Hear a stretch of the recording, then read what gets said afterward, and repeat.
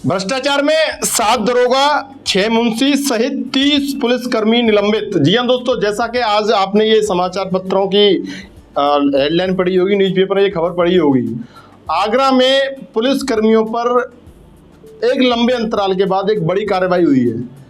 आप समझ सकते हो कि जिस पुलिस से, जिन खाकीधारियों से हम न्याय की उम्मीद रखते हैं, हमारे साथ कहीं शोषण, अत्याचार, अन्याय ऐसी घटनाएं होती हैं, कुछ अप्रिय घटित होता है तो हम सबसे पहले पुलिस को सूचित करते हैं। तो पुलिस को हम एक तरीके से बड़ा रक्षक मानते हैं। लेकिन ये जो जिनको निलंबित किया गया है, तो कहीं ना कहीं वो बात एकदम सटीक बैठ रही है कि एक बार रक्षक ही अगर भक्षक बन जाए तो फिर आपका पालनहार कौन होगा। तो साथियों, ये जो कमिश्नरेट प्रणाली जब से हमारी लागू हुई है तो उसके 19 महीने बाद, करीब 19 महीने हो चुके हैं आगरा में कमिश्नरेट प्रणाली लागू हुए, तो ये सबसे बड़ी कार्रवाई मानी जा रही है। मैं आपको बता देता हूँ, ये जो आज खबर है, जैसा कि आप सब लोगों को पता ही होगा कि पुलिस महकमे में इस समय हड़कंप मचा हुआ है। जो आगरा के पुलिस कमिश्नर हैं जे रविंद्र गौड़, उन्होंने पुलिस डिपार्टमेंट पे अब तक की सबसे बड़ी कार्रवाई की है। तो ये जो कार्रवाई है वो, उसमें आप समझ सकते हैं, मैं आपको बता देता हूँ खबर की। एक बार हम बात कर लेते हैं, उसके बाद मैं इस खबर पे आपसे लोगों की राय लूंगा, आपका इस बारे में क्या कहना है। पासपोर्ट सत्यापन में वसूली, फंसे 4 दरोगा और 12 सिपाही।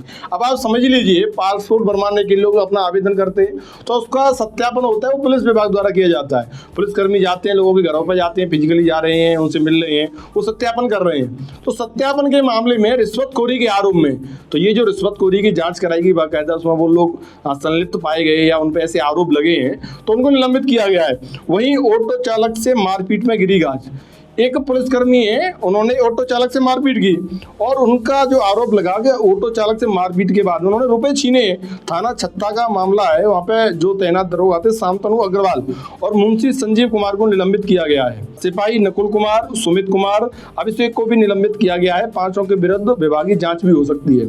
सबसे बड़ी बात है, अब तक आप लोगों ने सुना होगा कि पुलिसकर्मी निलंबित हो गए, उनको पुलिस लाइन अटैच कर दिया गया या उन पर विभागीय कार्रवाई चल रही। लेकिन ये जो मुकदमा लिखा जाना, उन पर कार्रवाई होना, भ्रष्टाचारों संलिप्त पाए जाना और उन पर जांच बिठाना, ये एक नया है। मुझे लगता है कहीं ना कहीं एक मैसेज देने का जो कार्य किया जा रहा है आगरा के जो पुलिस कमिश्नर हैं जे रविंद्र गौड़, मुझे लगता है ये उनकी सराहनीय पहल है।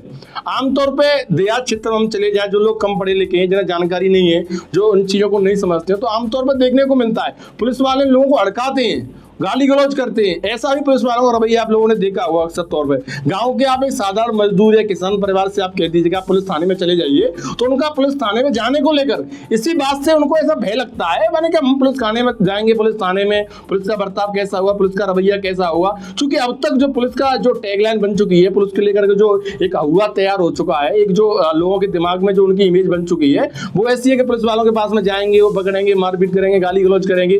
तो ये ऐसी इमेज आखिर क्यों? वर्दीधारी है, आपको रक्षक कहा जाता है, लोगों की आपको सेवा करनी है, समाज सेवा के लिए आपकी तैनाती होती है, सरकार आपको वेतन देती है। लेकिन उसी समाज सेवा के बदले में आप क्या कर रहे हैं? आप रिश्वतखोरी कर रहे हैं, लोगों से पैसे ऐंठ रहे हैं, तरह तरह के लोगों को षड्यंत्र कुचक्र चला रहे हैं, लोगों को फंसा रहे हैं, डरा रहे हैं, धमका रहे हैं। किस बात की आप वर्दीधारी हो?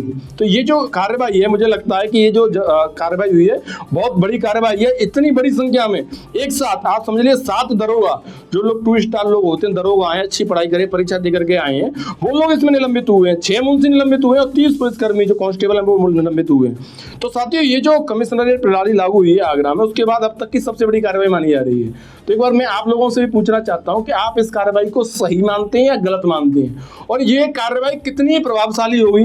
इस कार्रवाई से कितने पुलिसकर्मी जिनको सबक मिलेगा?